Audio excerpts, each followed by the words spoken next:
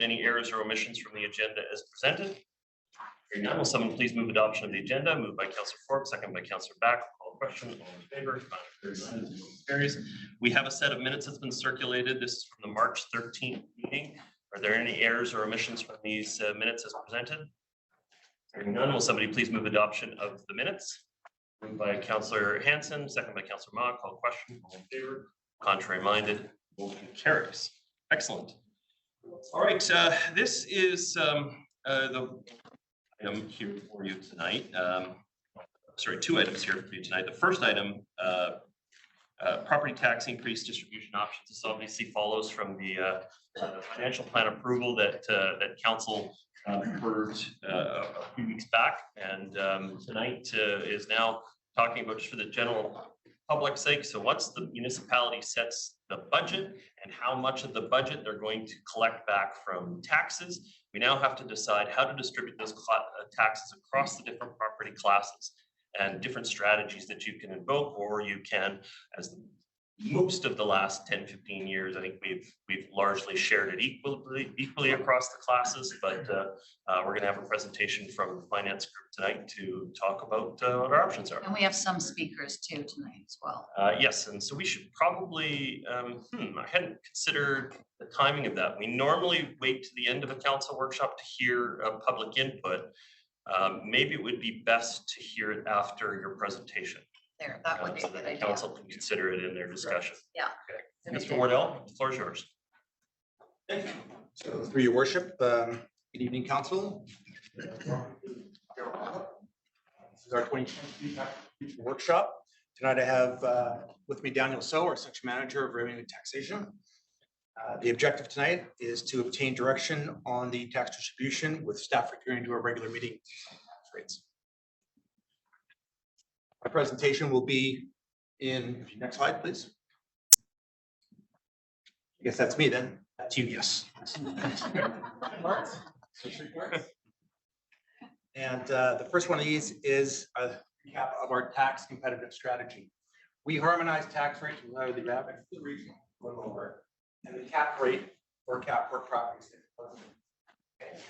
We shift taxes between classes, which the mayor suggested has happened occasionally when a tax class is too small to be corrected by new investments, where there's not a lot of investments, and the tax class is starting to appreciate that. And in the community charter, we are required to set tax rates at the class level, so no individual property or group of properties can influence the tax rates that are set by council, and that comes under section 25 of the community charter, which we should all be familiar with, which means it's illegal to support a particular business. What you see here is the share of the tax requirement. And what I'll do is I'll walk you through this. So the bars are residential. And as you can see, back to 2019, we'll look at the last 5 years for now, 71.5%, 71.6% for 2023. So it's very flat over this period of time. The business class was 16%, class 6, so commercial properties, etc., down to 16.2%. Major industry, which is primarily the waterfront, is at 10%. It's now back, it's up to about 10.8%, so still fairly flat. And then the light industry, which is our light manufacturing goods, 0.9 the tax base, and still at 0.9. So it gives you a sense of how flat taxes really are when it comes to tax share. And the mayor suggested that we've been doing that for about 15 years. So we could do a 15-year graph. It'd be very simple. These are the last tax rates, the history of tax rates for the last 5 years. I'll draw your attention to 2022, and the regional average is at point in time. So across the region, $2.18 per thousand. For residential, we're at about 57. 1,415 for major non-cap industry, we're at 12. We're at 1289. Industry 686, 604 for last year, and for the business class 562, and it was 4.31. So we're meeting our targets in relation to the tax strategy. Any questions? Yes. Can we have a copy of this presentation? Absolutely. Absolutely. It would be nice if we had it before. Yeah, Okay. I understand, but none of these numbers come until BC assessment actually stabilizes their values. Okay, And when is that?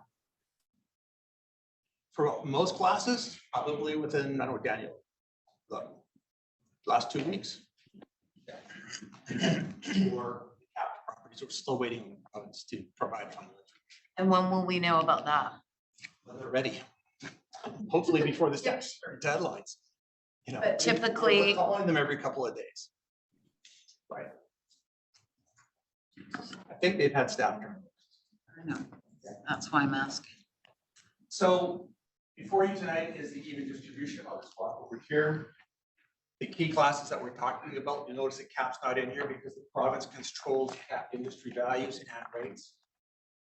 Residential through to recreation, 5.25% distribution. The absolute tax increases for the year based upon that recommendation of the budget. And if you walk over here, you can see last year's regional averages versus this year tax rates are lower, meeting our targets of the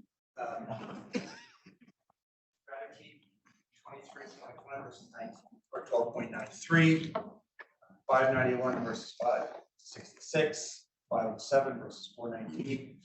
And for recreation, we've got 378 and it just popped 2 cents over the average. My advice to council would be to leave that for this year and have a look at it. The key players in that are the Westville Marina and golf courses.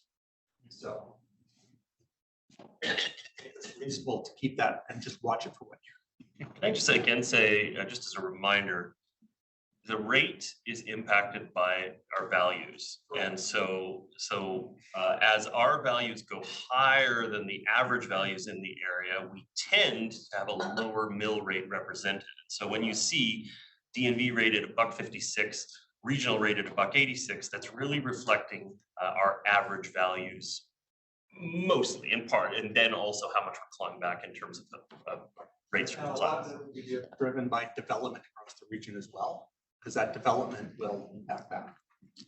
More development, more people, more taxes, lower rate. But lower cost of living areas in the lower mainland probably tend to be on the other side of that average. Correct. Jim, yeah, sorry, Jim. Yeah, Andy, thank you for your comment about the capped.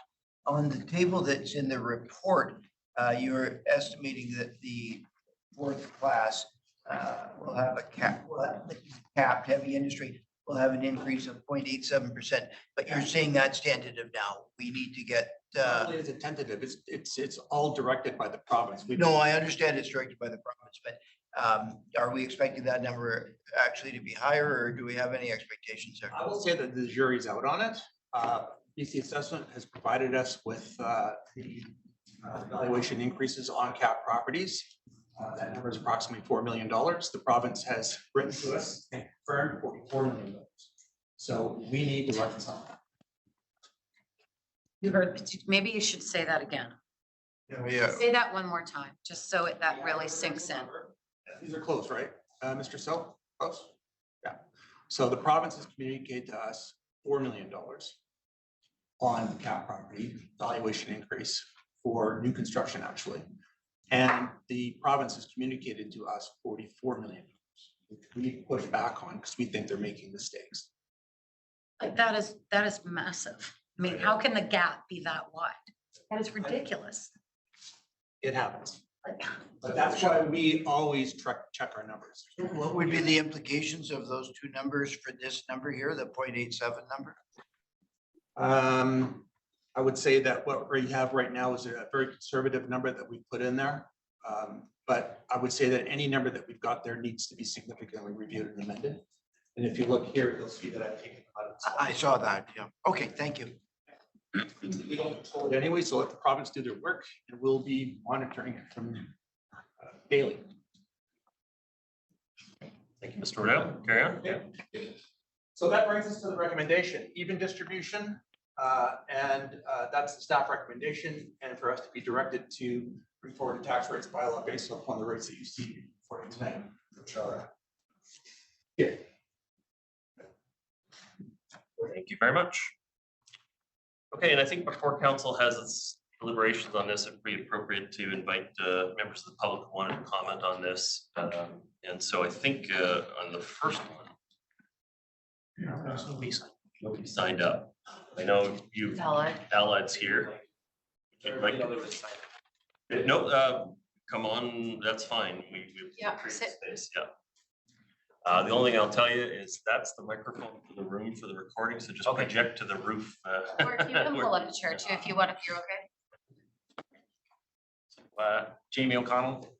I think I've been here a few times, financial manager for Allied Shipbuilders. Letter on Friday.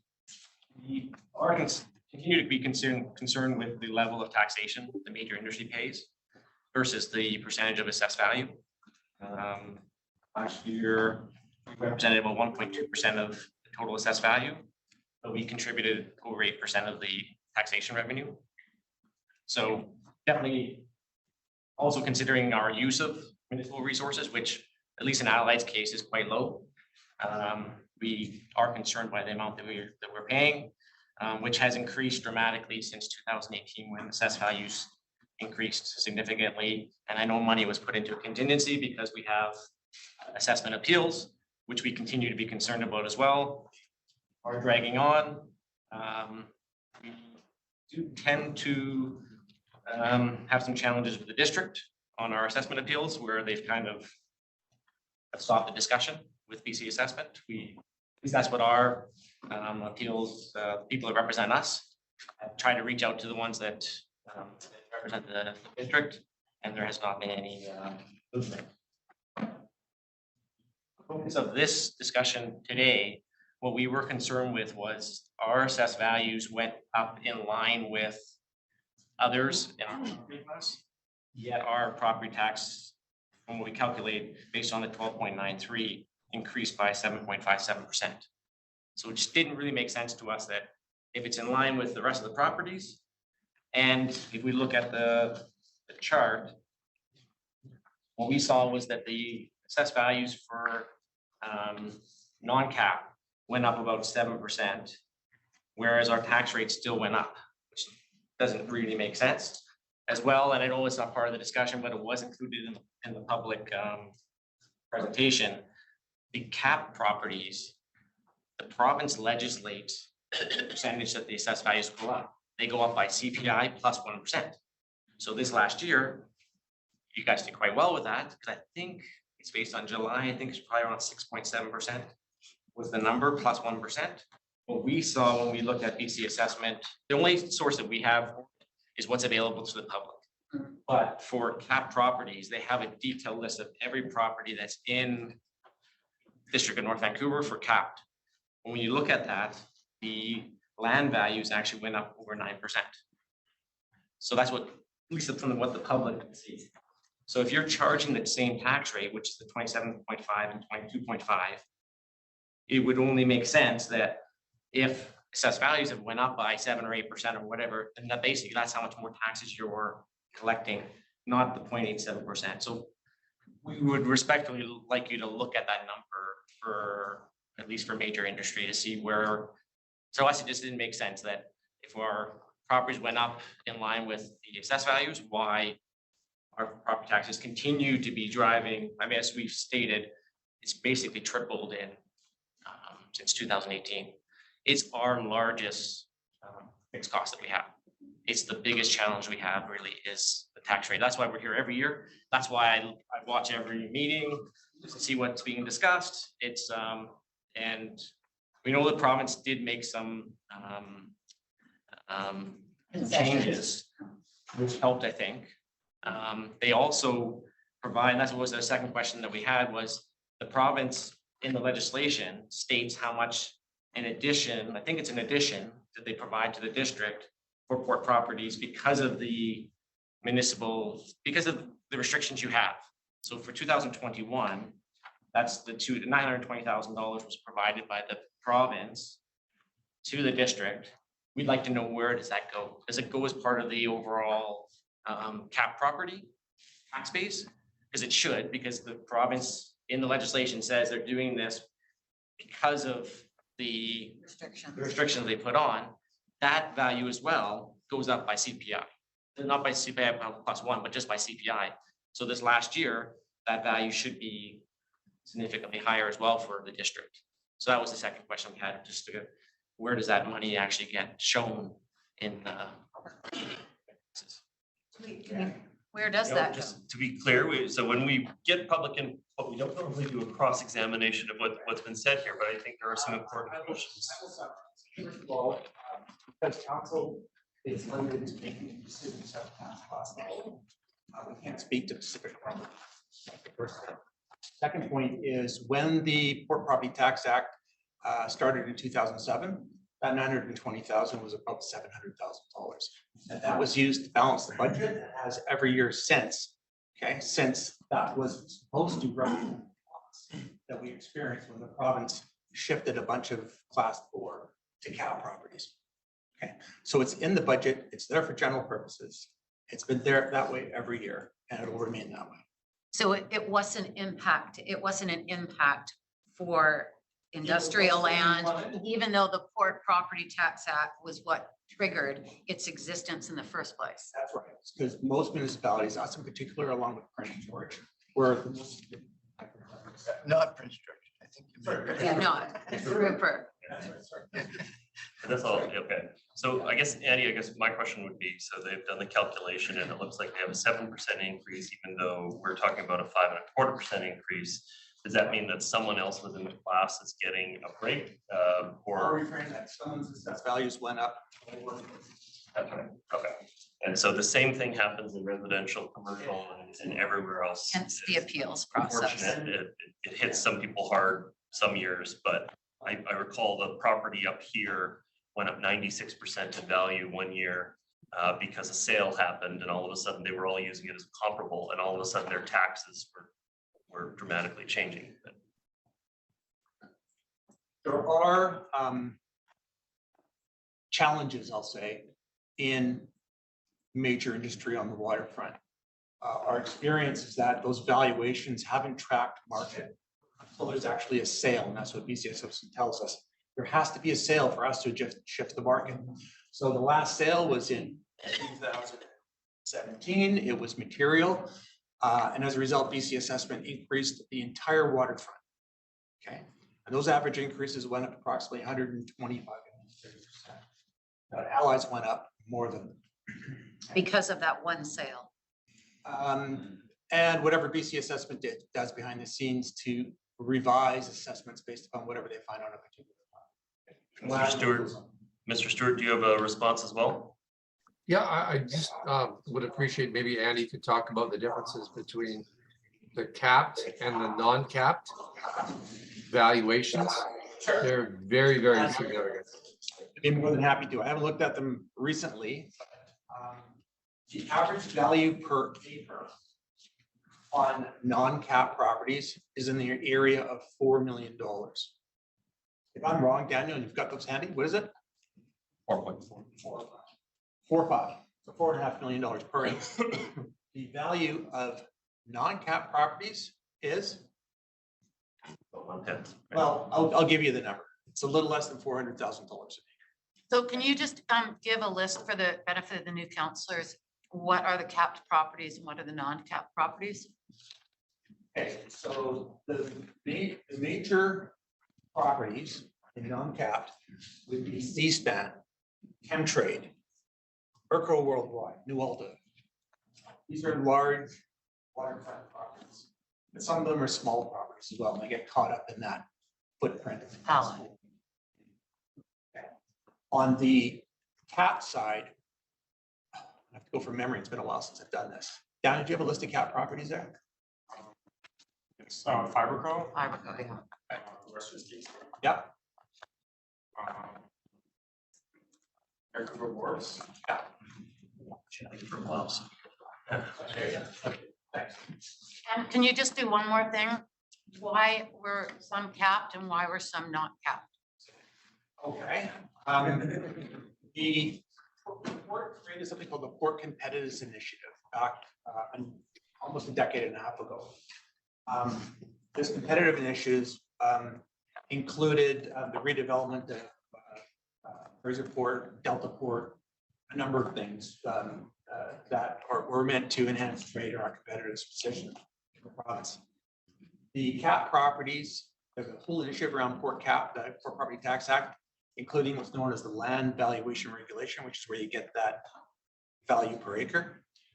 That was supposed to have a end of life in 2018, but it was extended for Never reasons died. beyond our knowledge. And so right now it's in place permanently, but Mr. Stewart and I have an ongoing dialogue with the province to try and normalize the entire non-cap situation. And politics had nothing to do with it. did it? I wanted to be clear about the opportunities for input on this. So tonight, we're going to be giving a recommendation for them for staff to prepare the bylaw a particular way. And then what's going to happen is we have a special meeting of council on April 24th, where first, second, and third reading of that bylaw will be heard. And so I know that Allied already has additional responses they want to go back and forth. You have until April 24th to submit any additional comments you may have. You know, then it'll be first, second, and third on April 24th, where there is opportunity for debate from council, and then there's and then the final decision adoption, I believe, is May 8th. And so that's sort of the process from here. Mr. Wardell, a number of businesses, particularly the provincial government 2020 started using the school tax as to extend sort of social policy in order to be able to give relief to business class, in order to be able to give relief to industrial class. It had nothing to do with the municipalities, but the provincial government started to, they actually initially waived the business class. They allowed the business classes to actually submit their taxes way late. I think they were allowed to go into the beginning of October. And then they also waived school tax in that particular year to assist businesses. But they've been putting the school tax back on now, and some of it is at an even higher rate, which is also in those groups. But it's entirely outside of our hands. It is not. It's a provincial rule. The only comment I can make, if you're in class 6 business, is that there's a single tax rate across the province. And therefore, if the lower mainland's values increase exponentially more than anybody else, the school tax gravitates to the lower. It's an out-migration of taxes, we'll say. Yeah. Another problem. Well, it was quite dramatic, even amongst the lower mainland, it was quite dramatic. I think what was it, the amount of school tax per pupil in Vancouver was something like $12,000, and the amount of school tax per pupil in Surrey was something around 2,500. That briefly. I find it fascinating. I don't know if anybody else does. 2 years old now, right? I haven't looked at it since, but school taxes per student in the city of Vancouver, about $12,500. Okay, most municipalities in the province are between $7,000 and $8,000, $6,000 and $8,000. Province then tops up those school taxes with general revenues to $9,000. The city of Surrey, their tax bill per student is $3,500, which is actually the variance in the city of Vancouver. So it tells you how skewed provincial taxes are for school, at least based upon, if you look at it purely on assessed value. Okay, so during that same period of time, the city of Vancouver lost 5,000 students, and the city of Surrey gained 5,000. Probably 10,000. So the whole thing is worth a look, and it should be. It is. So some of our properties last year actually went up by, some of the business properties in the business class went up by about 250% because In real dollars. in real dollars, because of those school taxes being reapplied. And I remember getting calls about it, because what happens with this when, you know, the real hits the fan, when the tax notice is mailed out and everybody opens it. And these are cumulative totals that you really need to, like we talk in percentages for this purpose, but it's those real dollars that you really need to understand. So on the business class, for instance, it's gone up by nearly $1 million on the average based on this 5.25% and an equal distribution across the board. And yes, they can write it off, that it's a 50% write-off on that amount, but those are the owners of the properties, and they just pass on those triple net leases to the business that is operating. And a lot of those businesses have struggled, and they've struggled for years since COVID. And then having the school tax being reapplied when the province pushed it off and deferred it, not knowing that they were going to actually turn around and add it on later. So now they're getting hit one again and again and again. Like, it's not sustainable for a lot of them. And it will be very interesting to see which ones survive and which ones don't based on these numbers. Because a lot of them are not going to survive, in my opinion. They're already struggling with everything besides taxes. So I think that's always a challenge of a municipality. Even though we don't control a lot of this stuff, we need to understand what that cumulative total is. And I will tell you, that is why we reorganized how the tax bill looked. When did we do that? 10 years ago, 12 years ago, when Nicole was still here? We made sure that we took the tax bill and we showed every agency what they were taking, what piece of the pie they were responsible for. Because people kept looking at us going, well, you're the one that sends it out. This is the total that we have to remit to you. But we were not the lead in that overall number. And, I think that's the challenge going forward, is the cumulative totals. The part that about Allied and why they have come over, year after year after year, is because one size does not or fit all on the waterfront. All of those businesses, the ones that are capped and uncapped, some of them look the same and some of them don't. And it's a challenging balance. And it's a challenging equation. And it was originally set up for politics. It was political, those decisions in regards to the Port Property Tax Act and for the capped and non-capped properties. There was significant politics involved in those decisions under the Liberal government.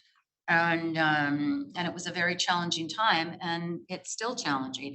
And I think the important part that we always need to remember is that the industrial properties, and we've always talked about this, even going back to when you were on council and when Dawn was the mayor, that the industrial and light industrial businesses, they give a lot of money, they pay a lot of taxes, but they use very little services within our community. And, we all benefit from the taxes that they pay. They have jobs that pay good wages to keep people here in the community. We have the biggest port on the West Coast in Canada, and they allow those ships to be able to, move through our port and for that trade to exist. So we need to be supporting them. But I'm just saying, from a residential perspective to an industrial perspective, and the uses that are consumed by industrial property holders, it's quite different. So it's not one size fits all, and we don't all look the same. It's been more than a few years since I had broken down. I remember a report coming forward to council that said that for every $1 of service, the major industrials were paying close to $12 or $13 in taxation back. Commercial class is about $6 for every $1, and residential services were slightly subsidized, around 80 cents for every dollar in services that we're receiving. And in part, that's to make having commercial, industrial, light industrial attractive for municipalities as well, because otherwise you see what other municipalities are doing, which is eroding their industrial tax base. Totally. And so in part, there has to be a financial incentive to the municipalities as well to say, this is still a good deal for us, not just in terms of wages and employment, which is actually really helpful to the provincial and federal government, but also in terms of taxation through property taxes, which finally actually assists us. And so it may seem unfair that a group pays more tax than they get back in service. At the end of the day, it's the only reason why this works and why we protect those spaces necessarily for those benefits because it's lucrative for the municipalities to create and protect those kinds of spaces. Otherwise, it goes to condos, which is regrettable. Mr. Wardell, I wonder if you can address in general terms. I don't know that we want to be talking about specific cases and appeals, but Allied suggested that the district has a different approach to dealing with appeals. Wondering if you can speak generally about our approach. Yes. So, as I said earlier, there was a particular sale in 2017 that was material. As a result, BC Assessment increased the values on all waterfront properties, all of them, 100%.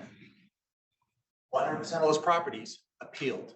The district intervened by also appealing, because we then obtained through legislation intervener status, which allows us to actually be involved and continue to see what's going on as an active player in that.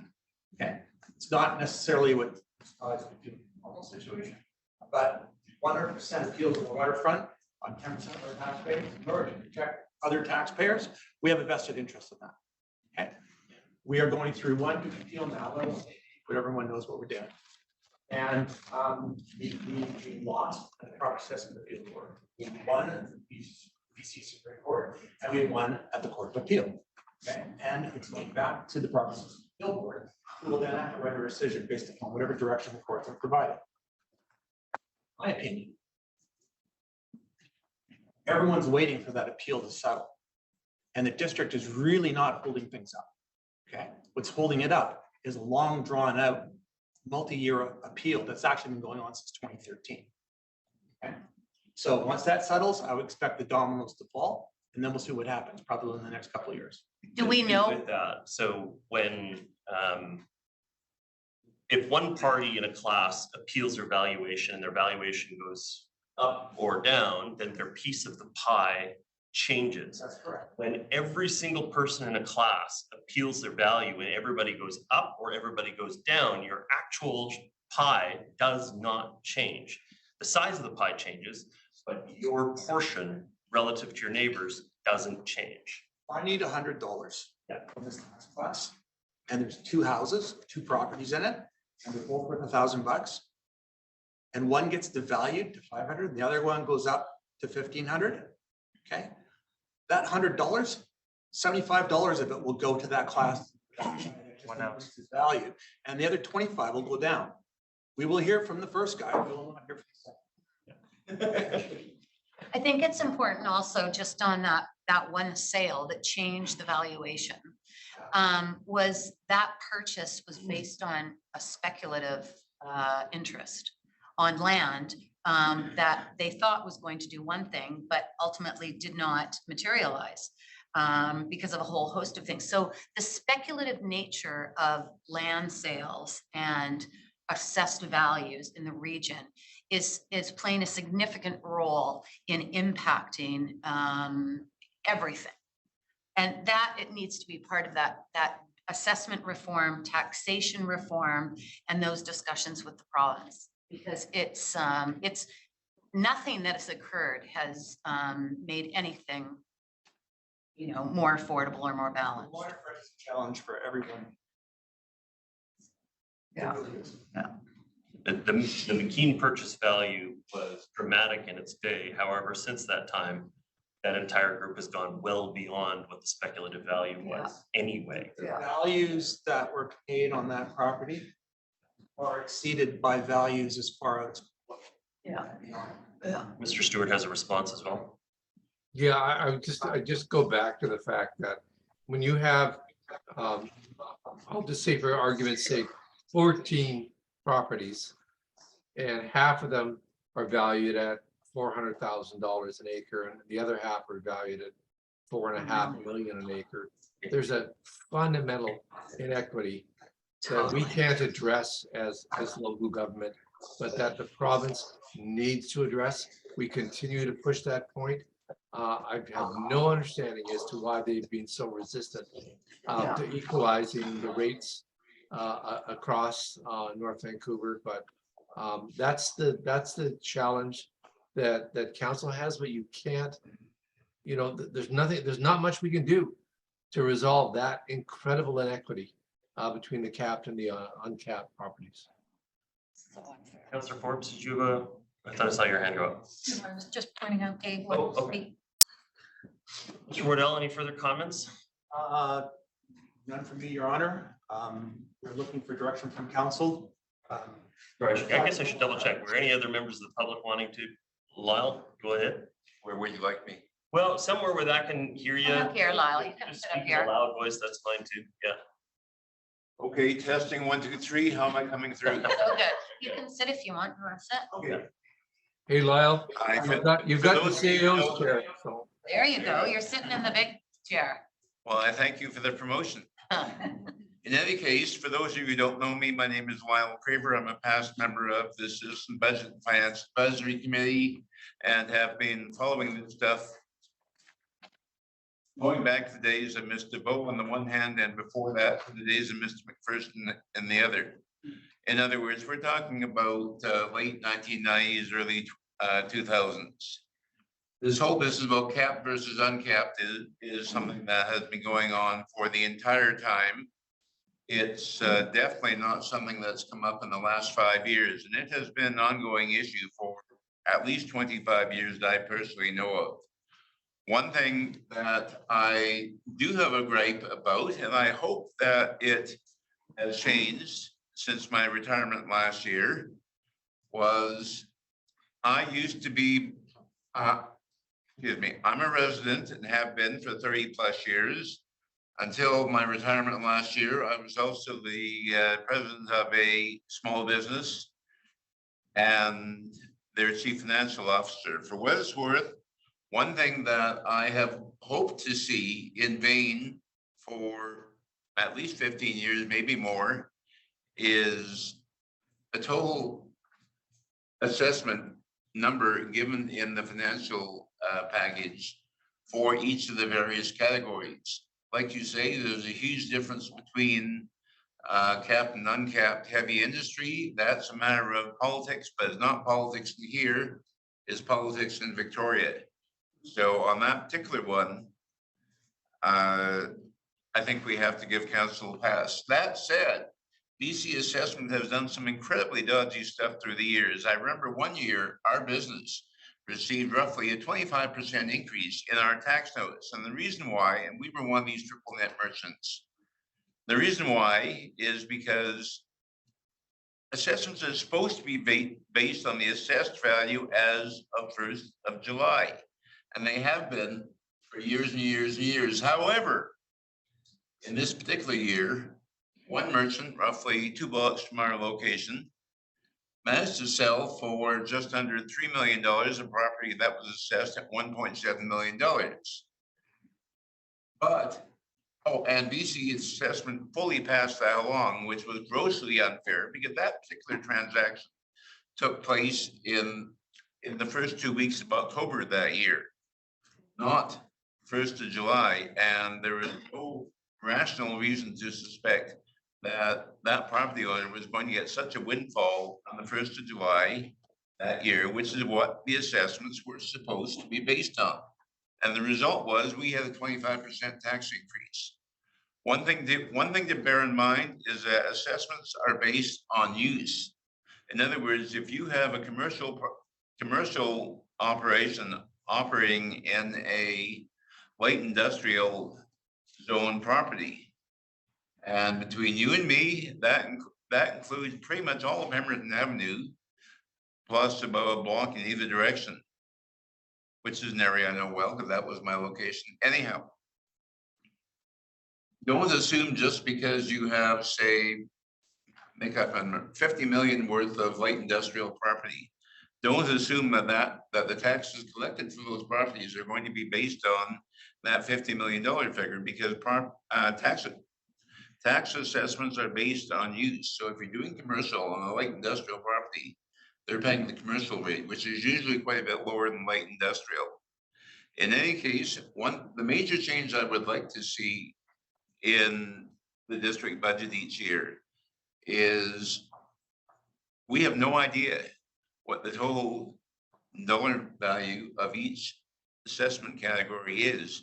And there's certainly no graphs of how that changes from year to year. In other We words, should get that. Well, we could give the year prior pretty easily, but I don't think, when do they officially finish the full roll and put it by There's a class? revised rule that is published at the beginning of April. it would be strongly desirable, but in the 20 years I've been doing this, district has never done that. Do I understand that the correctly? You just want a bottom line, what the Total net each. assessed value is for each of the 7 classes. By the way, Nicole told me way back when that district did very definitely had that number. And I said, so why isn't it in the financial book? Didn't get an answer. Okay, I've said my piece. It's not so simple as it seems, but no question, we don't have the information that we might have. And again, everything depends on the total assessed value of the buildings in that property. As an example, if we had gotten the Costco instead of the sewage plant, that probably would have dramatically raised the increased value of the properties in that class. Again, it's a moving target. District and BC assessment do the best they can, but then you do get abuses like that one I gave where an assessment was based on 3 months after the cutoff for that year. Okay, thank you. Mr. Wardell, is there some way we can get just that number?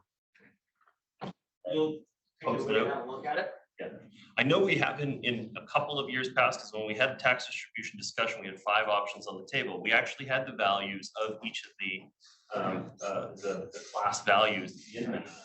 So it was just in 1 year that I'm thinking about, but I think the reason why we didn't produce it is it just gets too busy on these slides. But there's no reason, to my mind, why we can't pull that. Can we also just address the issues the questions that Allied has asked in regards to the concern that the numbers aren't jiving? Mr. So and I will take it away and have a look at it. Okay, and What I will say to you though, in advance, is that any adjustments that don't seem usual are BC assessment adjustments. yeah, but I think we need to be clear on that and understand that and use the example that Allied's brought forward as a way to illustrate it.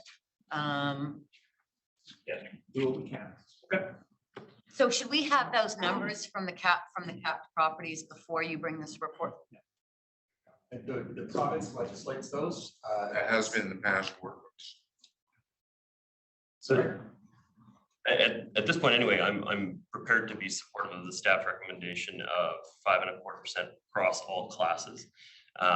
For my part, we have at different points, I can think of a few instances, I believe we transferred some valuation out of Small business. commercial into residential.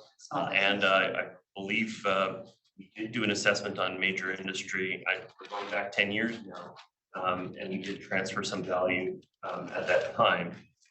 But in most of the years, we share the burden across all classes because it reflects the increase in costs across all classes. And so I'll be supportive of the staff recommendation as we go into first, second, and third at the public meeting.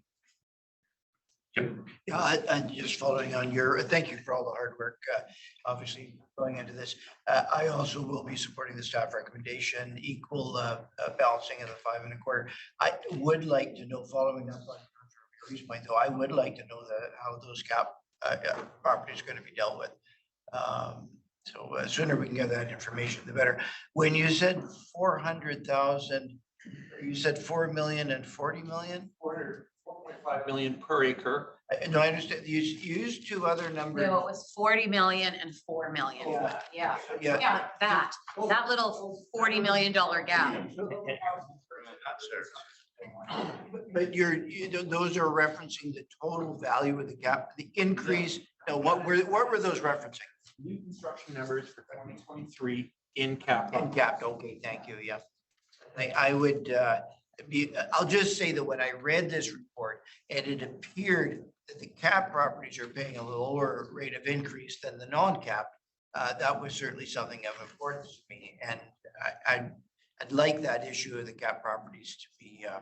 So one of the features of the PCA, we'll say, was that when heavy industry invests in new capital in their on their properties, that the municipality taxes the new capital differently. And so it sounds like it's a disincentive to invest in your property, but it is as these properties modernize and change, there is a consideration back to the municipality. But also only parts of them are taxable because of where the improvements may sit on the property. These are what they call, I think the acronym is MIPS, Major Industrial Properties. And through BC Assessment and the Assessment Act, they might put $300 million worth of investments on their property. What's taxable might be 30 million. Yeah.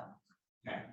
And whatever is taxable is taxed at a rate of 2250 for 10 years, and then it flips into what they call the base, which is taxed at 2750. So, and keep in mind, this is not land at this point, these are improvements, and improvements depreciate. So there's a window like this, and then 15 years out down the road, these properties are all depreciated again. We realized that when Vancouver Wharfs expanded, and we thought there was going to be a significant tax increase because of the improvements that they had done on that land. And then later realized that no, it was only a very small portion that we were going to be able to tax. Highly controlled through the assessment. Yeah. Any other questions about it, or would anybody else like to share their views on distribution? Can we just ask that you also, for next year's process, bring forward some examples of how these numbers are applied and how they impact different kinds of businesses? I think that would be very interesting. I mean, certainly we saw that with highest and best use, and how highest and best use impacted businesses. Dickoff, for instance, on geraniums for 55 years, rezoned their land wasn't rezoned, but it was identified. And so the BC assessment taxed them at highest and best use, and they were paying $250,000 selling geraniums. So I just think it's for the purposes of the classes and how those numbers are applied, to show some different examples, different types of businesses that are owned, but maybe corporately owned, and how they're applied and what those numbers look like. Yeah, but what I will say is from a FOIPA perspective. And absolutely. Maybe a picture. But any other With member no of council? logos. So again, the meeting that we have first, second, and third in front of us is probably not the best time to be shuffling and changing things around. So if you have different ideas, now is the best time to hear. Councillor Ma? Excuse me. To our speakers from Allied, thank you for that information. I wasn't aware of that based on the report. But notwithstanding that, I also did hear that the differences between the cap, non-cap is really beyond the district's authority. I too will be supporting the staff's report. The tax rate is we have the control over the tax, the increase in taxes and the rate, But not on the cap. but not on the capped properties. But yeah, Anyone else like to comment on this, You're or not the want me to move on to the next item? they're capped. I'm gonna take that as satisfaction with the. Betty has a question. Okay, Betty? Yeah. No, Oh, sorry. I was gonna say, yeah, the recommendation is fair. We need to spread it like that, but I still think on the residential side, there's gonna be shock and awe when we get all the cumulative tax bill for them. So be aware of that. You tell people that they don't understand it. Thank you.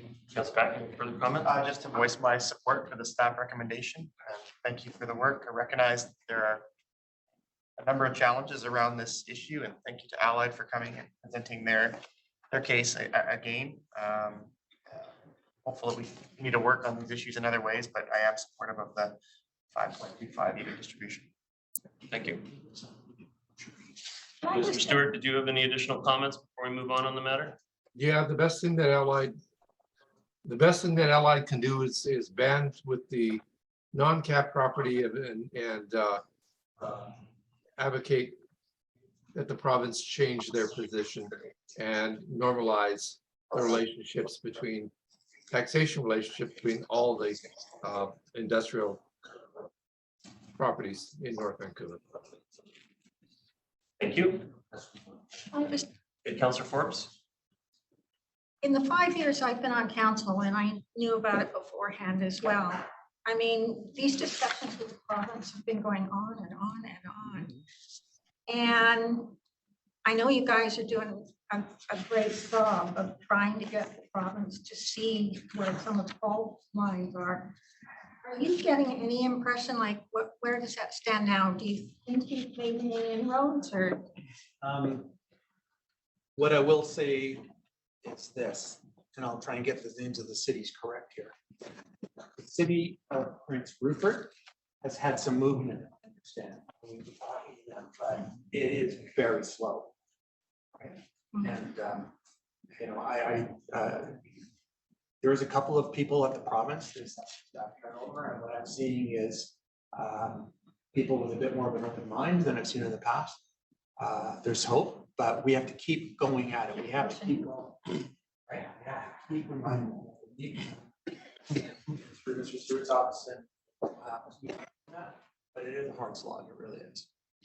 I was just going to add also, the reason why Prince Rupert is being mentioned is that in terms of about 80% of Prince Rupert's major industry is capped.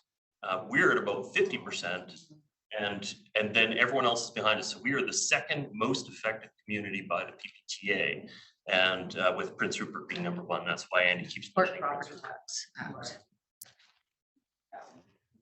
So whenever the city of Prince Rupert tries to raise money to resurface a road, they go to the major industry to get the money. And since this group is capped, overwhelmingly, it's coming from this other group over here, this portion of it. And so it's very hard for the municipality to pay to service the industrial areas in their case, because 80% are protected from the change.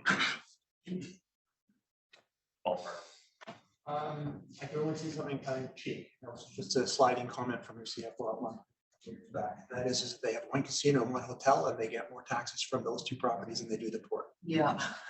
Wow. Isn't that crazy? It's so broken. Okay. Wow. Or casino in Northland. Mr. Waddell, I think you have sufficient direction to prepare the bylaws for that meeting. Take that away. Even distribution coming back. Thank you. Thank you so much. Okay, the next item up for discussion. This was, again, we started this and we ended up with a night that we wanted to spend more time on other items. So we punted this item off at the end of the night. And so this is returning back to us from some reports back at, I think it was in February when we initially had it scheduled as a workshop.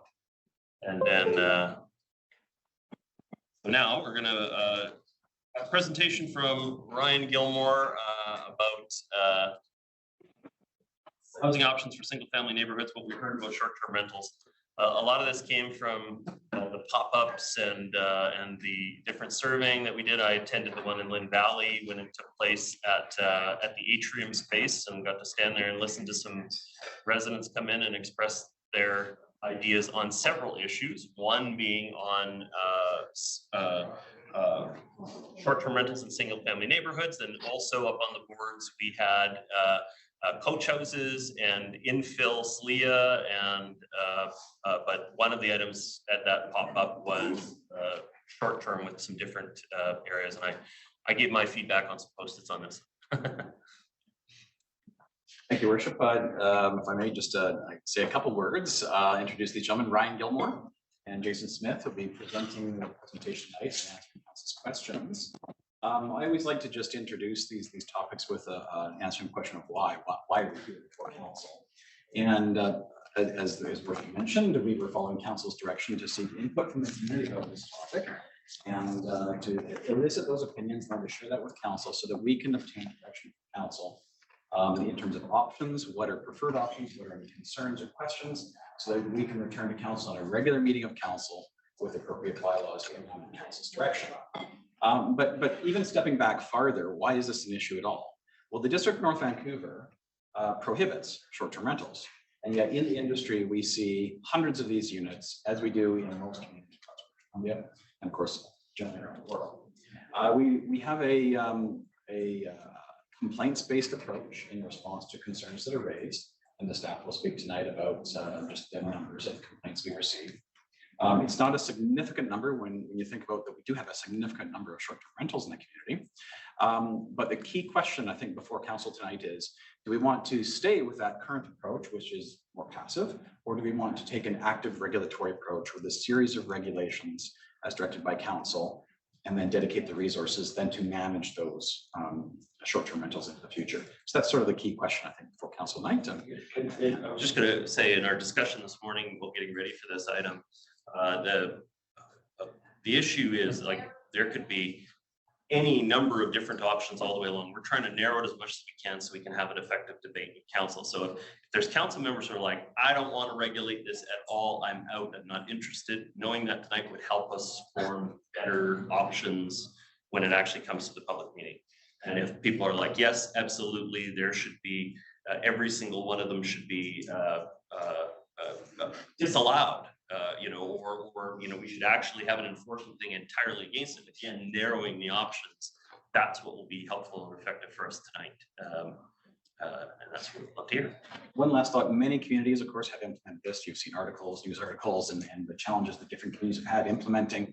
And staff will mention tonight, the province recently announced they're going to be changing their regulatory legislative framework around short-term rentals to assist local governments in enforcement, which would be incredibly helpful. It's a challenging area to deal with enforcement. And so we're definitely encouraging of the provincial government's initiatives to step into this area. But again, we don't have the details to share with you tonight. How those happen. Yep.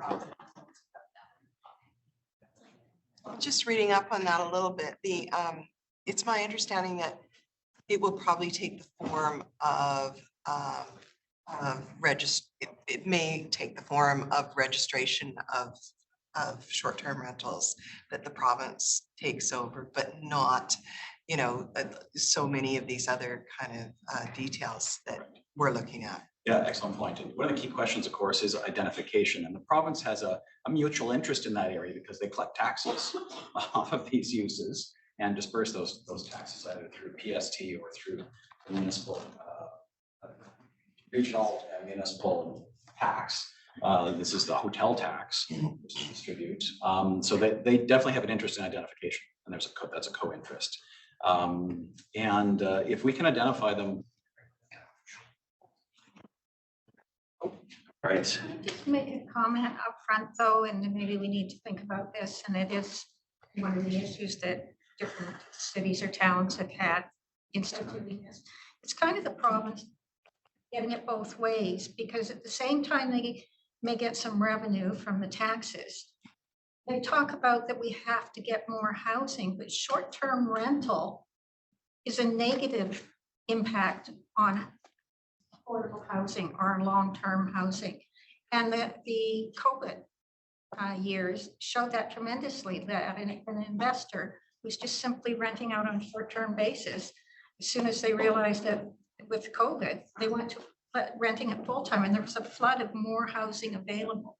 So I just wanted to point that out as we go through this, that I think the province is trying to have it both ways. Yeah, excellent point. And I think it acknowledges as well that every community deals with different issues. Smaller communities that are tourism based have more of these types of short-term rentals than regular housing. It's more impactful in their rental supply. But we can't be blind to that impact on rental supply. That's one of our key concerns.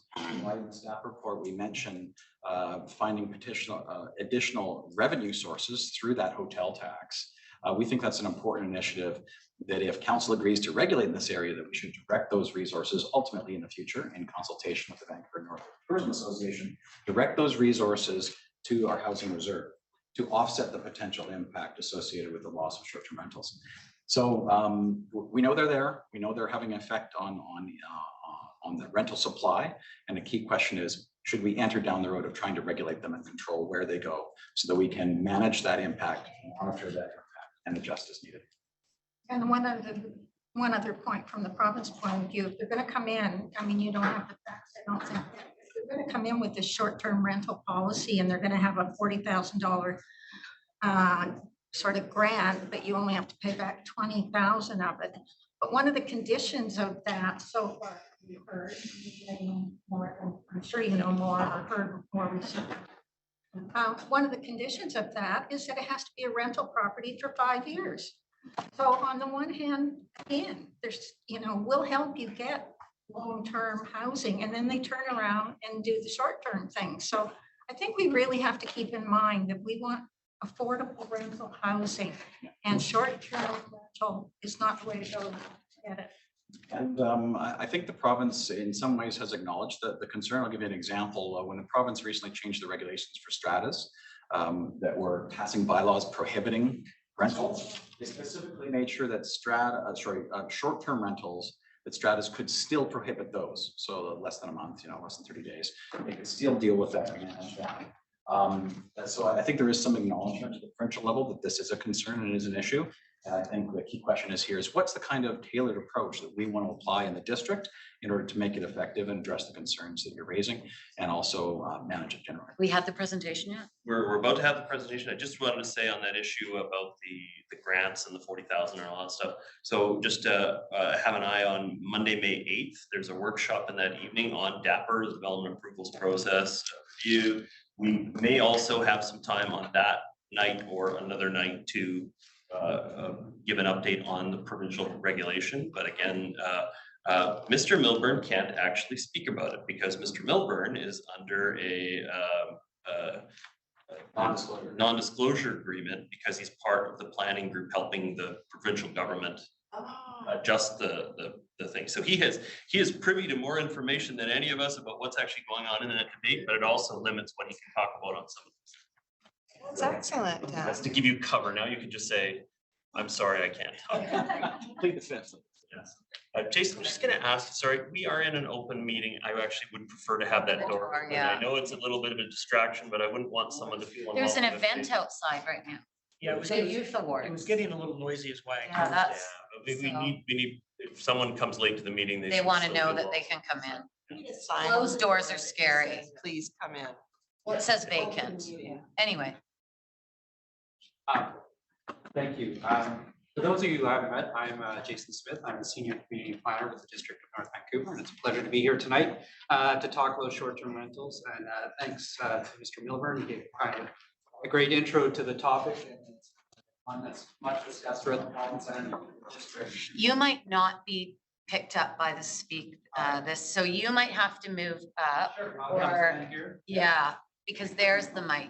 All right, I'll try to speak. There you go. That's So I'm going to keep my comments brief because Mr. Gilmore can go into far more detail. But I think with regards to the issues that we heard through our consultation, the primary issue was the protection of the long-term rental supply.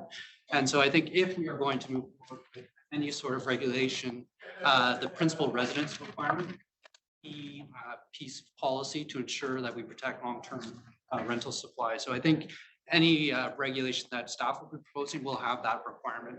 And I think that alleviates a lot of those concerns. And we'll get more detail about what principal residence means. But if we are going to move to get forward with the regulation, there's some things that we're still looking for some direction on.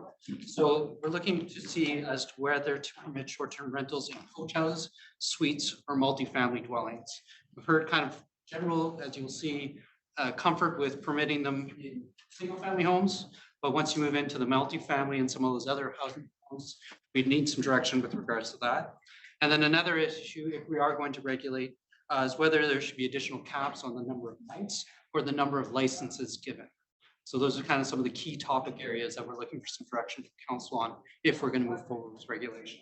To provide a lot more detail and a lot more knowledge, I'd like to hand it over to my colleague, Ryan Gilmore, for a brief presentation. Thank you. Great. Thank you all. Yeah, now it's very noisy. So as Dan and Jason mentioned, I'll be providing a brief presentation on what we heard about short-term rentals from the public engagement that we undertook last spring. And we'll be seeking council's input on some options for a regulatory framework, as well as an enforcement approach, and then talking about some next steps in the process. So short-term rentals have been operating in the district for quite some time, despite being prohibited. As you can see from the map on the left, they can be found in all neighborhoods of the district. As of January of this year, the number of active listings in the district was about 653. Majority of these listings, or 79%, are located in single-family homes, and this could include suites, while 9% of listings are located in multifamily units. 9%? Yes. Of the short-term rental listings currently, 85% are for the entire home, rather than simply a room in a home. 85. That's crazy. As many of you are aware, the district has been exploring this topic for several years. Council first considered short-term rentals in 2017, and public and stakeholder engagement was undertaken in 2018 and 2019, including input from the Rental, Social, and Affordable Housing Task Force. And this past spring, we undertook public engagement on 3 housing topics: secondary suites, infill housing, and short-term rentals. And while most of the engagement activities sought input on those topics concurrently, there were 2 virtual sessions devoted to short-term rentals specifically, one with the public and one with Vancouver's North Shore Tourism Association.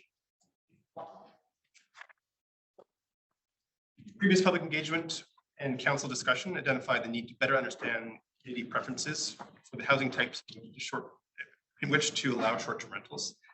And this was the primary focus of the public engagement.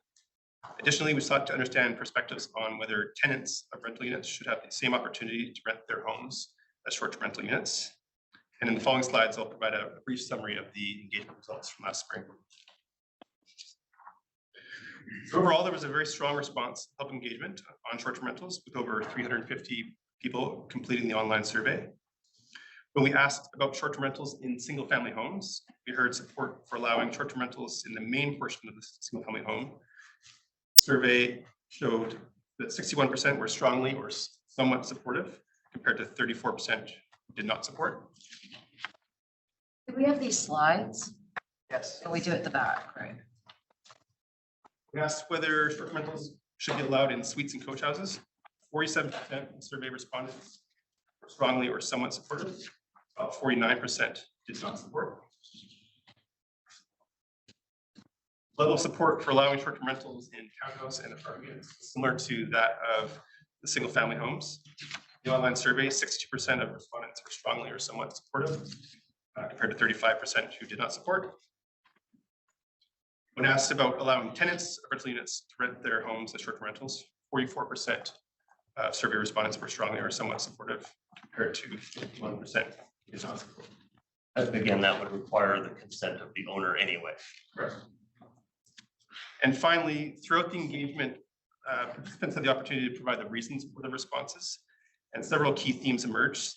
The 2 most common concerns we heard were related to the impact short-term rentals have on long-term rental housing availability, as discussed, and potential negative neighborhood impacts associated with short-term rentals, things like noise and parking. The most common benefit we heard was the importance of short-term rentals as a source of income for homeowners. In past discussions with council on short-term rentals, we've identified some key elements of the regulatory framework. Short-term rentals would only be permitted in a principal residence dwelling unit, be defined as where somebody lives most of the year, pays their bills, their meals, and receives government mail.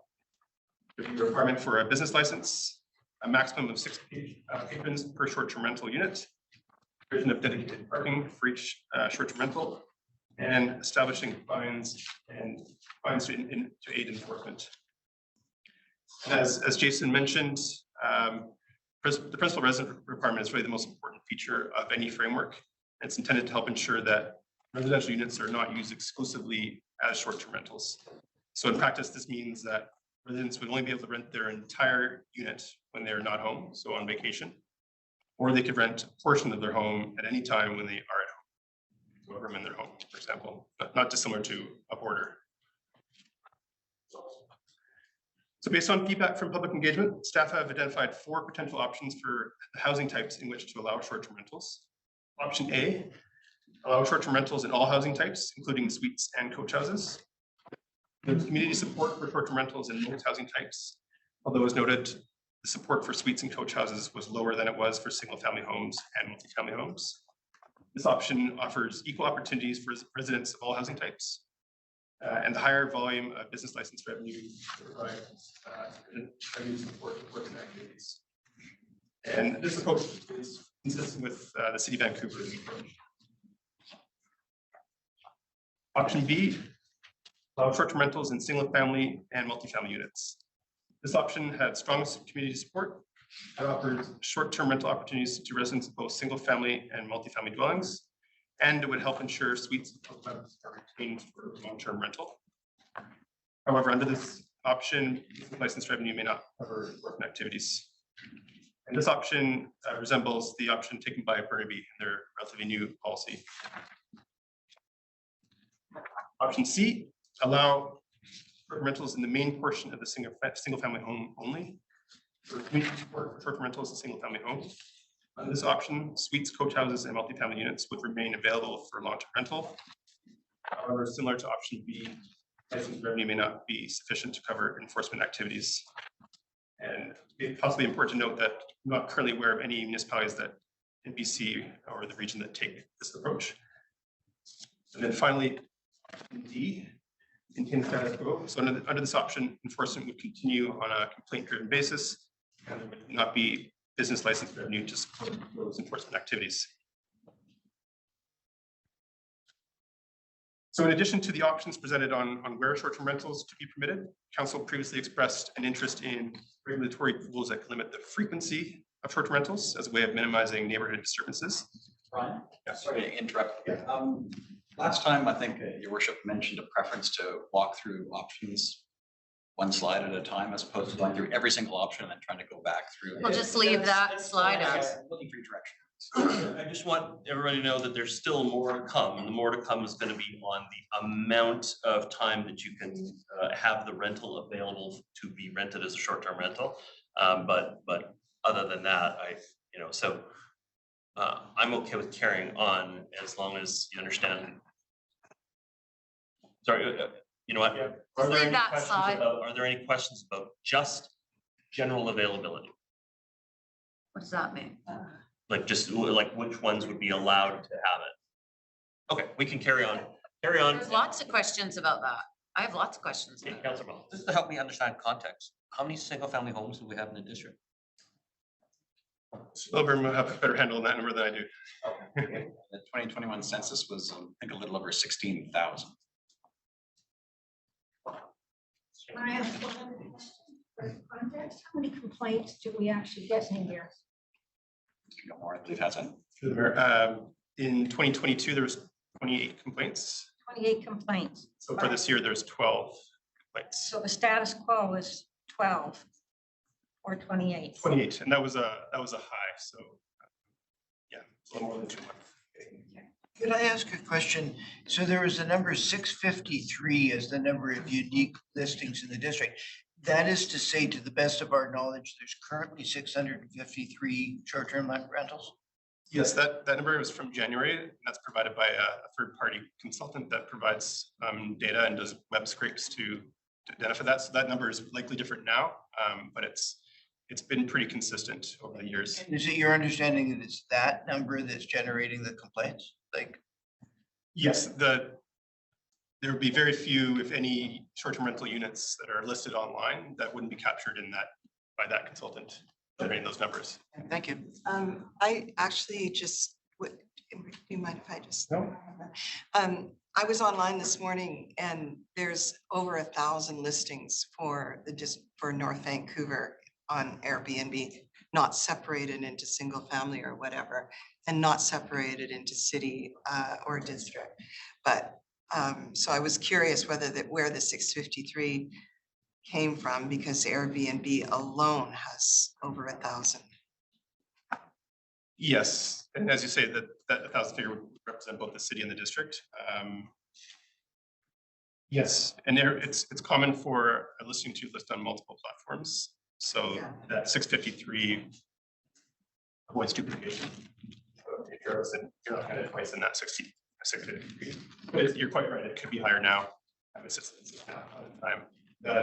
The peak that we've seen based on the periodic. Oh, sorry, my search was in the summer, in July. Okay. Yeah, that's where it changes. It will Yeah. ebb and flow depending on the season. The highest number we have on record when we do these periodic point in time counts is 960, and that was December 2019. Pre-pandemic. So when did we capture the 653? That was end of January this year. What's August? Well, that would probably be the same as July, Oh, what was the July number? over 1,000. Yeah, that was your number. Okay, but do we have a number in July? We only get these periodically before we come to council, because we have to request it through a third party. But I think the Again, number, it's an order of magnitude. It's not to tell you specifics exactly how many. It's just to tell you that there's approximately that many. They're generating about 1 in 8, for complaints over the course of time, although probably not evenly distributed. And it's but it's just to give you an order of magnitude. But how many more slides after this one? there's 2 more slides, but are there any other questions about the differences between the 4 options on the first slide? I just wanted to clarify about the different providers. One of them was Expedia. That it said Expedia owned, it said, I think on your slide. Yes, Why would that? they own a number. I think they own platforms like hotels.com and other Both online. sites that they own. It's Okay. not a property they own. Corporately owned. Yeah. But some of them are homes. I just want to confirm, option B, so single family homes roughly 16,000 and then multifamily units in the district is roughly. About 16,000. So But that's single- all multifamily together combined is about 16,000. So that's the split in the community, your worship, is about 50% of the units are identified as single family in the census, and about 50% are multifamily of all types. How many Under the 16. how many houses are taking advantage of our existing bed and breakfast regulation? There are 18 bed and breakfast licenses. 18. We still have That those? is disruptive technology, you have 18 fully legal, legitimate bed and breakfast operations, and then everything else under Airbnb. What about walk-up suite? We got a couple of hands here, so Councillor Forbes, Councillor Mon, Councillor Murray, Councillor Forbes. I just had a question, in that multifamily then, what about walk-off suites? Are they included in there or not? Mr. Milburn. Your worship, we have a small number of lock-off suites in the district, and they would be included in that number I mentioned of approximately 16,000 multifamily units if they're captured at the census. So most of them would be fairly new lock-off Yeah, suites, they would yeah, likely be right. captured. But having a lock-off suite isn't guaranteed that it's not like people can be saving that for family. And your worship, we have actually multiple forms of rental. We also have others. People might rent to a couple students or others, that come into their homes. Yeah. Lots of different variables out there. This is a particular style. Short-term rentals is a very particular style of occupancy, and it's not currently permitted. Do you have an idea of how many international students are currently in the district of North Vancouver? A lot. Pardon me, your worship, I don't have that number. All right, sorry. Here's Councillor Mon. I just want to clarify something, Ryan, if you can indulge me. So roughly 653 listings in January. They're not permitted, so none of them are licensed. Are any of them contributing any taxes to some sort of agency or something? Some of the platforms collect the MRDT provincial tax, the hotel tax, when you make your payment online. Some don't. So Airbnb is one that does, I believe. So if it's an Airbnb listing, they would be collecting it. And that revenue, as we reported in the council report, is going to, that 3% tax is going to the Vancouver's North Shore Tourism Association for to support their work. So what I'm trying to get at is the roughly 653 to say 650 to be easy. Of those, how many are kind of like complying with the providers? So if we do put in regulations, I would maybe extrapolate that if they're paying taxes to Airbnb, they may also license with the district. So do you have a sense of that in terms of how many are? If we were to develop a licensing regime, would we see more compliance with the MRDT? Is that the question? Yeah, or if I use that same number, if you can give me what number are actually complying right now with that. I don't have the figure for the tax compliance province, so sorry, I don't have that. Mr. Milburn, response? Just back to your question, I did a quick search on Capilano University website, and they identify 12,700 students per year and about 2,500 international students. That's through the university though, The but that's university not alone? high schools. And that's not determined. It's mainly high schools Well, on the district. I just thought I'd toss that number up because I didn't have a specific. Thank you. Councillor Moss. Councillor Mary? Well, okay, I want to talk about how this is going to impact a rental, like for people to live in, not whether or not we should support or not support short term. I think first of all, we have to have a discussion on what our priority is. Is our priority to support people that are living here and working here? If that seems to be what we're always concerned about, the housing crisis, and not using the housing that is been traditionally for people to live here. So that, I think that needs to be the focus before we determine any of this. I mean, the other thing that's a little bit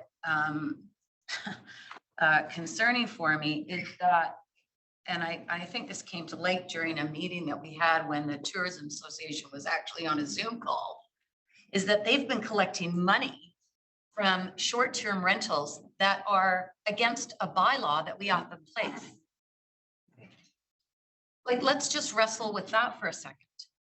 And we talk about, and here we're talking about the concept of attracting more fees in order to support enforcement. But we don't enforce now.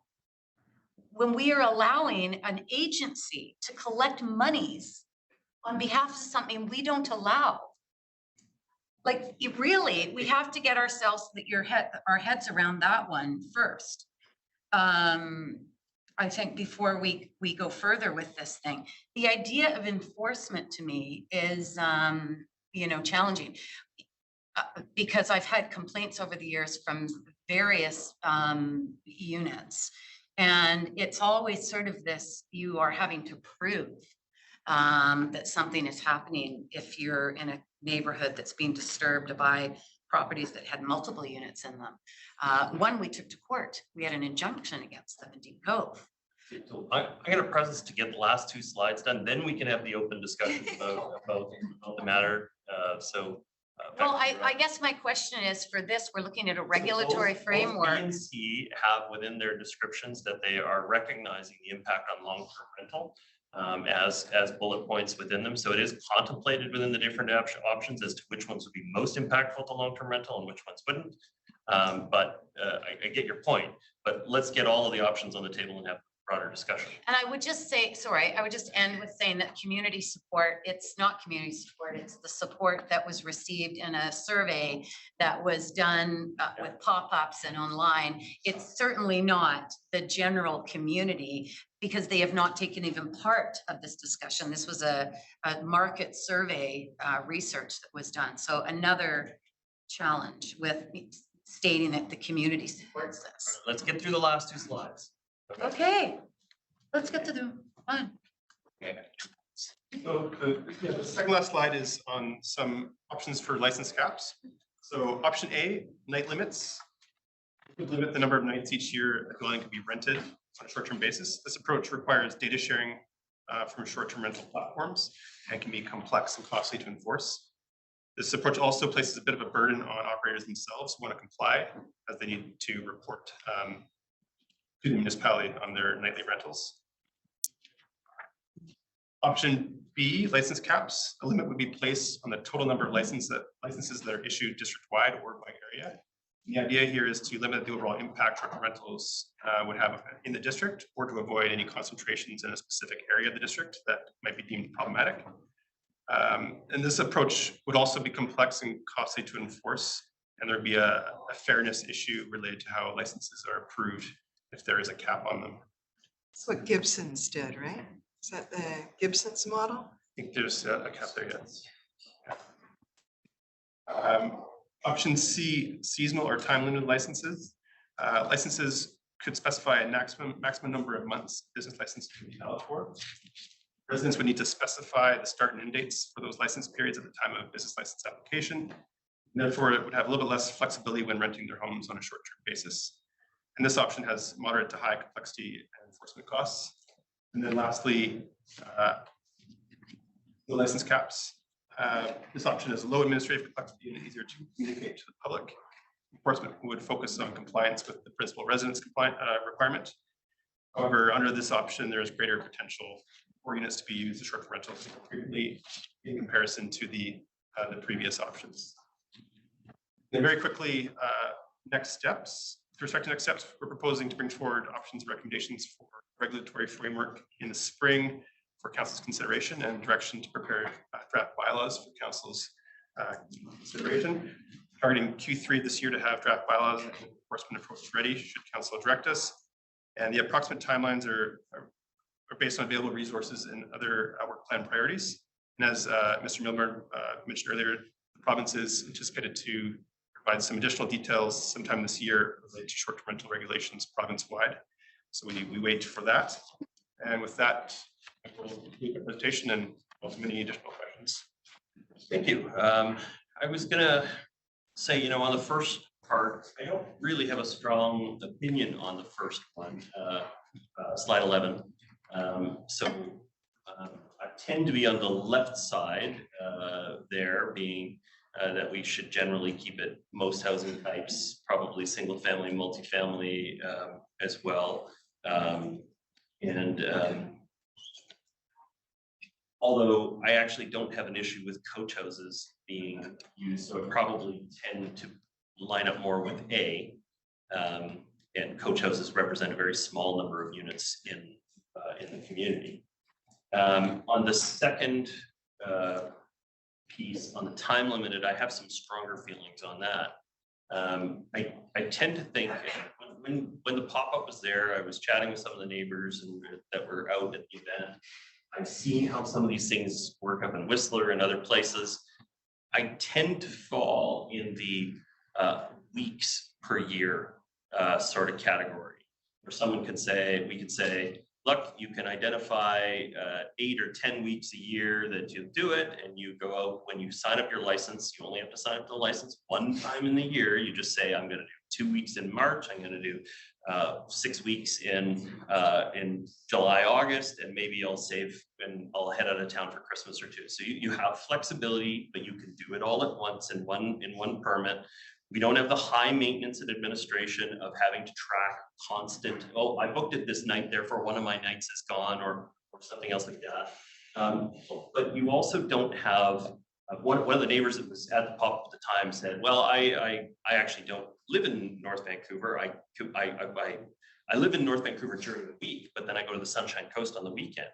And so they wanted to be able to rent out their North Vancouver place just for the weekends while they go to the Sunshine Coast. And I thought, I can see why you would want to do that, but so then they'd be after the nightly cap. But I also see how frustrating that would be as neighbors of it, because we have a cabin up in Whistler. My parents have a cabin in Whistler, and when you stay there, it is booked every single weekend. The neighboring unit is booked every single weekend, and at 1 a.m, there will be noise because they've booked it to go party for the weekend, and it's very frustrating as a resident when it's just constantly throughout the entire year a party booking. And so I tend to like a weekly maximum, and that is determined at the time that they do their licensing. Whether they book it out or not, that's irrelevant to me. They tell me what weeks they intend to book it out for. And then that way we can get our administration of it down to something a little bit more reasonable. But it doesn't perfectly line up with any one of these, but it would be a variant on C, I'm guessing. And instead of controlled number of months per year, it would be control and pick the weeks per year that it's available in their business license. Those are my stronger feelings on the matter. Councilor Beard. Well, Whistler is very different from the District of North Vancouver for starters, and they have two areas. I own a property at Whistler, and my area is not permitted to rent out short-term. We are long-term. So we support those that work at Whistler in our unit. There is a reason for that, because if you let every single unit at Whistler be an Airbnb, where would all the people that actually work in the hotels or the restaurants or the cinemas be? Right? Years ago, they were in crawl spaces, and it's exorbitant up there, and it's very challenging. And it's very unaffordable for anybody that works up there, especially those coming from out of province have no idea what it costs to live up there. And there is movement out of the unit regularly because they can't afford it, right? But I'm really shocked by your support for all housing types, because I think we have always talked about supporting housing, certainly basement suites, to be for people that live and work here. And we just continually have this discussion about unaffordability. And a lot of these Airbnbs, they're like I'm sure Catherine can tell us because she's been looking recently. I haven't looked recently at what the rates are, but a basement suite down off of Riverside Drive prior to the pandemic was going for $375 a night. Like, you know, what no brainer? Like, why would you ever rent it to a rental for a rental? Even if you were gonna. Because it's only available for 10 weeks. Yeah, a year, the therefore it's not. it's my time. I got your point. I'm gonna kill it as well, because the administration of that is absolutely ridiculous. We can't enforce our bylaws now at any level. At any level, our bylaw department is not sufficiently employed with people to be able to deal with the hundreds of bylaws that we have now. And you, Mayor Little, with all due respect, want us to take on enforcement of this? That is like, I'm sorry. I just think that we are going to implode even more if that is something that it becomes reality, because you're never going to be able to do it. And you shouldn't have to.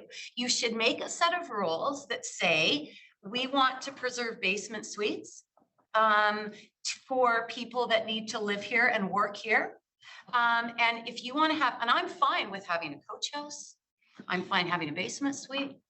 I rent a room to a student. I have for years, and they have a room and their own bathroom in my house. And it's a super duper way to go. If you go to Europe, you are not staying most of the time in your own little unit. Most of the time you're going to stay in someone's home, and you're going to get a private bath. You may have a shared bath, and you're going to stay in a room in someone's home. So if we want to be able to support Airbnb, which is certainly a viable business, or short-term rentals, viable business, and supporting tourism in the region, you know, there's many homes, and just check out the ones that are being built now that have a beautiful little private suite in their basement, a beautiful room with maybe a little, you know, counter with a microwave and a coffee maker and a private bathroom. Rent that out. Plus maybe they have a basement suite. You can rent that out too. Sure. You know, and if you have a coach house, as long as they can accommodate that kind of impact in a neighborhood, then, you know, we need to look at that like we look at Whistler. In some areas, you cannot do short-term rentals. In the village, that is where predominantly most of the short-term rentals are, in the village, because you're not dealing with traffic, there's parking, etc. I just think the administration of what you're suggesting, any of these caps, can we go to the next slide, please? That one, no license, like I just think no license caps. I think like a basement suite, we wanted everybody to register. We wanted to make sure that they were built properly to code, so there was no issue of safety. We wanted to know where they were. And I think that we should be able to allow people to, if we're going to allow short-term rentals in the municipality, to manage them on their own, as long as they follow a list of expectations and they're built properly, they're built to code. I don't think we should start putting night limits in. We're not a hotel. We're not managing a hotel. This is exactly what you're sort of suggesting, that we become hoteliers. I don't want anything to do with that. But I do want to preserve housing for people that work here and want to live here. And that should be our primary focus. And then everything out of that is kind of gravy. You know, everything that's left over is kind of gravy. You know, you can have a basement suite and a room to be able to accommodate a short-term rental. But I don't think we should be allowing whole houses to be taken over by somebody that bought so they can be a hotelier and rent the bottom, the top, who knows what goes on, right? So I just think we should focus on trying to preserve housing for people that live here as opposed to how we want to play, you know, hotel D&B. All right, I've stepped in it on this one. Wow, did you ever? I think you've raised a very important Yes. point. And just before I go to Councilor Mon, are any of the platforms able to partner with us in enforcement? So if we have an agreement for Airbnb, we allow it in our community, but if somebody is a flagrant violator of it, they can be kicked off the platform for a period of time. Is there any mechanism like that in partnership with the municipalities that allow it?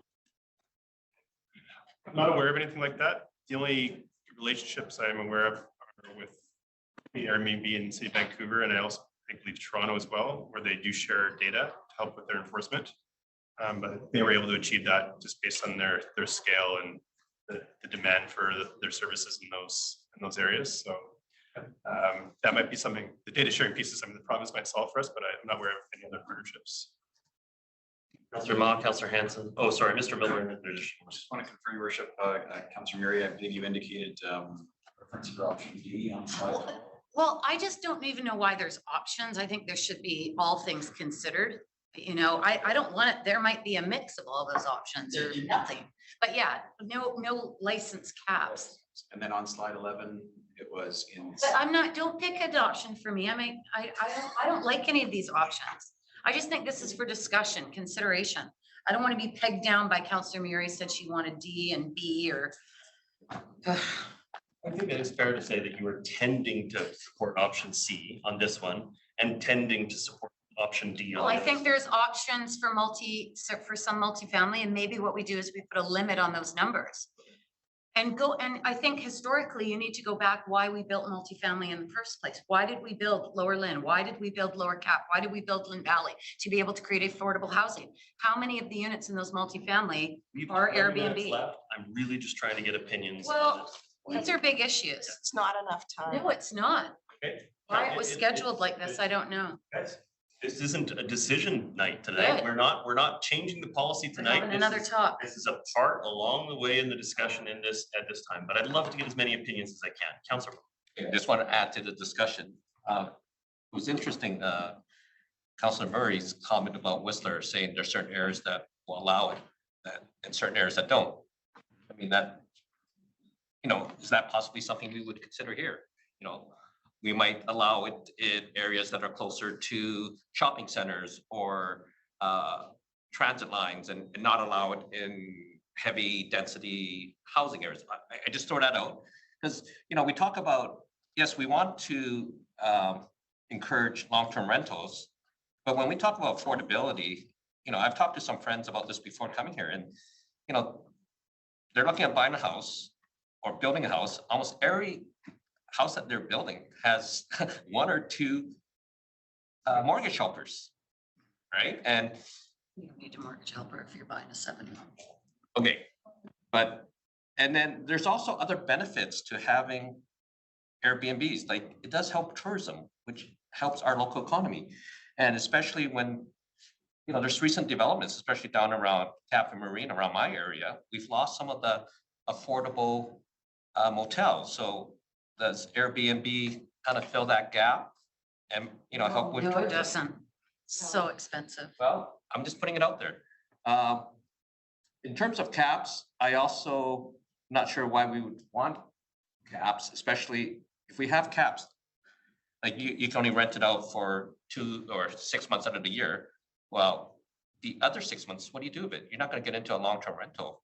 So I'm not sure how that works. It sounds great, put some caps in, but, you know, is that property sitting fallow for, you know, 3 months or whatever other months? And this in terms of the survey, Ryan, I'm not sure if you have any thoughts about the people that responded. You know, there's a self-selection bias. I'm wondering if there was any way to identify whether the people that responded, you know, were running the Airbnbs. 12% in the city. We didn't ask the question. From the comments, the written comments that provided, to me, quite a few who represented that view. The source of the most common benefit we indicated here was the income. So in previous engagement back in 2018 was asked, and I recall that percentage, but we have asked that question in the past, and their views are, I feel like, represented in our work so far. Thank you, Mr. Milburn. Response? Mr. Smith might have something to add. I think there's a lot of conversation that kind of centers around this concept of whether or not it's a principal residence first. And I think there is some good examples of some jurisdictions in the metro region where they've applied this principal residence first approach and had some success, but also some challenges. And I just think it would be useful for council to hear from staff what the experience has been around applying that, because based on the principle of it being a long-term occupancy situation with periodic short-term rentals. And I don't know if Jason wants to comment on that. That was just going to be my comment. Like, I think any regulatory approach that staff is currently envisioning would have that principal residence requirement. So the units that would be legalized through if we were to regulate, would be required to be a principal residence. So when they're not used for short-term rental, they're used as someone's home for the long term. So, circumstance be if you're away on the Sunshine Coast for the weekend, you could rent out your home. Or if you're away for a couple of weeks, you could rent out your home. But if and when you're not using it for short term rental, it would be your home. It wouldn't just be an empty house.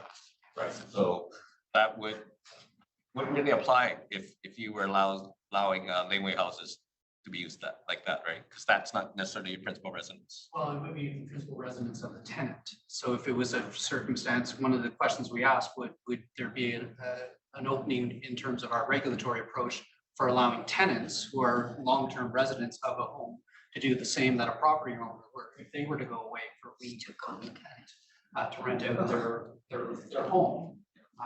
So that was another nuance to the regulation was, a principal residence can still be a principal residence of someone's tenant or a home.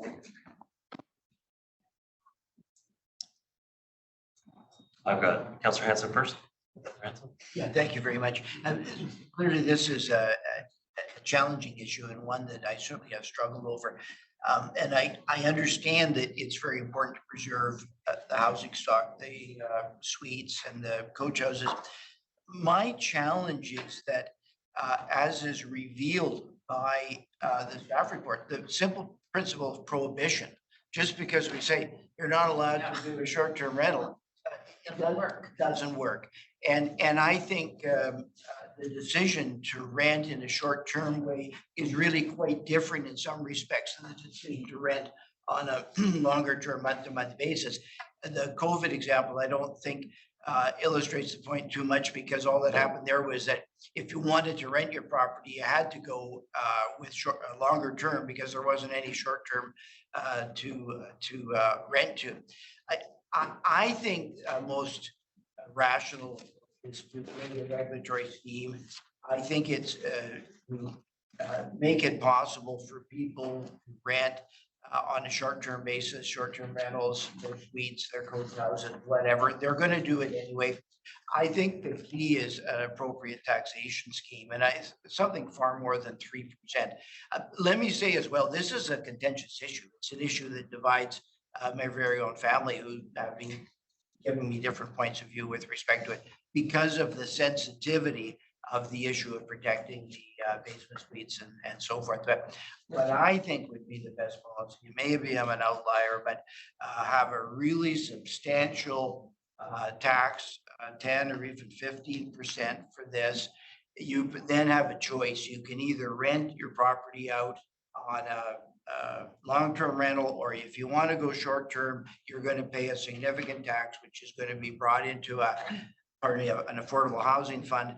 And I think in the end, that's going to do more to protect housing stock and create affordable housing than a scheme that just turns a blind eye to this, creates a really what's a phony prohibition, and then allows it to carry on without the district getting its fair share of recompense for the short-term. That's my comment. So I've got the councillors Forbes, Ma and Back. Where we're at time-wise. I think it's Forbes, Back and Pope. Sorry, apologies. We have 14 minutes left because we have to be in the main meeting. We can have another meeting. We can absolutely have another meeting, but my question to you is, would you like to end this discussion now? We will plan the next meeting as early as we possibly can, and then we can go and mingle with the excellence award winners before the meeting. Heritage Awards, They're yeah. having a reception going on right now. In which case we just sort of table this at this point and we come back to it at a future meeting, or I can step out. Councillor Forbes, you can come in and step in as the chair. I'll go to the greeting on behalf to the winners. I vote get another meeting or organized, so we can, and give it a night, like where we're not rushed. Everybody okay with me tabling this, and we'll pick another night and we'll go from there? Okay. So that's my view, Mr. Clerk. So we're gonna table this discussion. We'll find another night that we can carry on this discussion again. It won't be crammed into another meeting. We'll make sure that there's plenty of opportunity to discuss. The mayor will have changed his position by then. Suspiciously, yeah. Thank you very much, Jason and Kelly Ryan. and I are gonna give him a ride home. You obviously see that we really want to dig into this issue, and so appreciate your expertise in this area. Move adjournment. We have otherwise completed the business of the meeting, so I'll accept adjournment from Councilor Murray. So what's going to happen is I'm also going to be altering the agenda at the beginning of the main meeting so that the award winners can go first, and then we'll do the public input afterwards. So we have a script set up and everything. We'll take care of that, but I'll be proposing that one amendment to the agenda so we can take. But yeah, go mix mingle, say hi, and then at 7 o'clock we'll move everybody into the council chamber. And yeah, and we're not gonna book both of them next year when we do this. Usually we have a separate night. Well, we also have the advisor design panel and. I know, but. That's just a party, right? People in the holy. Oh, that's right. I think that's huge.